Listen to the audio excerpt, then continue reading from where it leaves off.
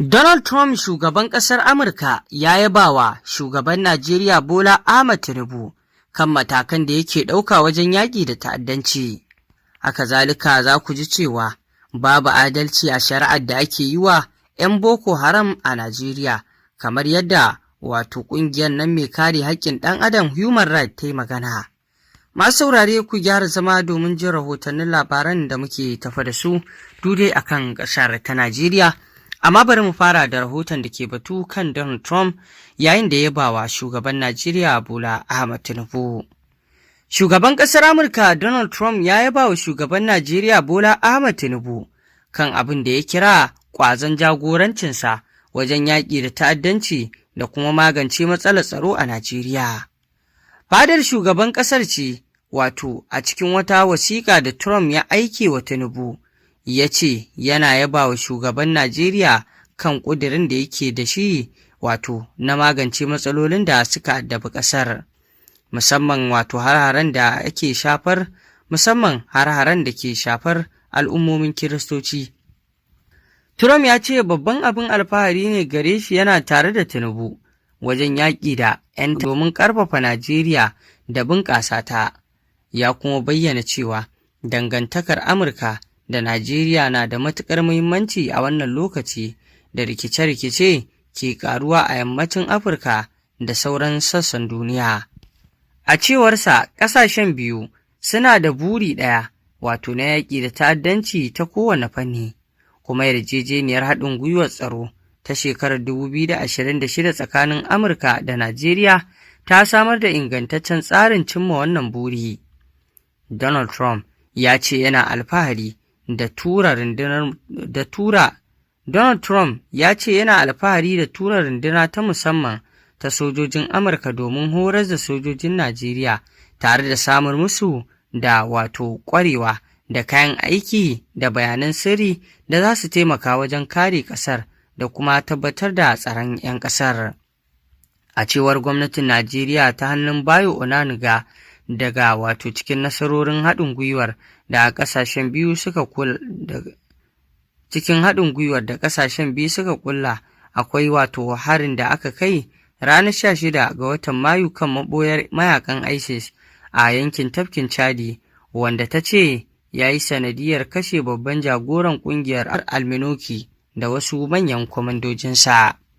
Dole dai a yanzu batutuwa na nuna cewa har yanzu waɗannan 'yan ta'adda suna ci gaba da aiwatar da abubuwan da suke, amma kuma jami'an tsaro na matuƙar ƙoƙari a kansu domin kawar da matsalolin.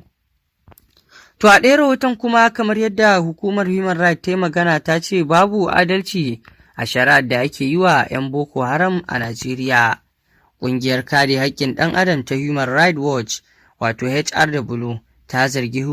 zargi hukumomin Najeriya da rashin adalci wajen gudanar da shari'o'i da suka shafi waɗanda ake zargi da zama 'yan ƙungiyar Boko Haram.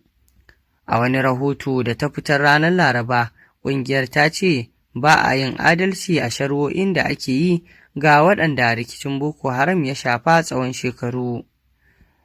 Hukumar Human Rights ta ce shari'o'in sun fi mayar da hankali ne kan waɗanda ba su da wani matsayi mai girma a ƙungiyar, yayin da manyan waɗanda ake zargi da hannu wajen aikata manyan laifuka ke ci gaba da tsallake hukunci. Ƙungiyar ta bayyana cewa akwai matsaloli masu yawa da suka shafi tsarin shari'ar ta'addanci da kuma rashin ingancin hujjojin da ake gabatarwa a kotu. Ta ce wasu daga cikin shari'o'in sun dogara ne kawai kan amincewar waɗanda ake tuhuma da laifi, ba tare da shaidu ko cikakkun hujjoji da za su tabbatar da zargin ba. Hukumar Human Rights ta kuma ce wasu daga cikin waɗanda ake tuhumar ana zargin su ne da taimakawa ƙungiyoyin masu ɗauke da makamai a yanayi da ka iya kasancewa an tilasta musu yin hakan. Ƙungiyar ta kuma nuna shakku kan ingancin lauyoyin da kotu ke warewa waɗanda ba su da ikon ɗaukar lauyoyi, inda ta ce hakan na iya hana su samun cikakkiyar kariya. Wannan suka na zuwa ne bayan da Najeriya take ci gaba da shari'o'in ta'addanci a wannan shekara, inda sama da mutum 1,100 ake tuhuma da laifukan da suka shafi Boko Haram da kuma ƙungiyar ISWAP. To masu saurare, kamar yadda kuka saurara, wannan dai shine batutuwan da muke tafi da shi daga Najeriya, kamar yadda kuka ji kan waɗannan batutuwa. Da fari dai kun ji yadda shugaban Najeriya ya sami yabawa daga shugaban Amurka Donald Trump kan yadda wato yake yaƙi da ta'addanci, inda shugaba Donald Trump, shugaban ƙasar Amurka, ya yabawa Bola Ahmed Tinubu wajen yaƙi da ta'addanci da yake yi. Kamar yadda muka sani dai, wannan wani abu ne da za a iya kallonsa kamar yadda a cikin sanarwar wato an ce, kamar yadda Trump ya bayyana wajen yaƙi da ta'addancin da wato shi Bola Ahmed Tinubu, shugaban ƙasar Najeriya, ke yi, ya ce musamman ma kan al'ummomin Kiristoci. To kaga kenan wannan zai bayi zuwa ga wancan saƙo na Donald Trump na farko, wanda ya gargaɗi Najeriya akan batun kashe Kiristoci da ake yi a Najeriya, wanda wato ya zargi cewar gwamnatin Najeriya tana ji tana gani ana yi wa Kiristoci kisan gilla yayin da 'yan ta'adda ke kashe su, wanda a wannan lokaci lamarin ya haifar da muhawara sosai da sosai, kasancewar ba iya Kiristoci waɗannan 'yan ta'adda ke kashewa ba a Najeriya, duka suke haɗawa su kashe Kirista kuma su kashe Musulmi, wanda idan za a yi kiyasin adadin ma Musulman da ake kashewa sun ninninka wato Kiristocin sau tarin yawa, wanda kaga kenan a yanzu wannan wato yabawa da ya mai dude tana da alaka da cewar an rage kashe Kiristoci, shi yasa ya fito wannan maganar, amma kashe Musulmai har gobe ana yi, kuma ba wai wannan ne mu sakonsa ba,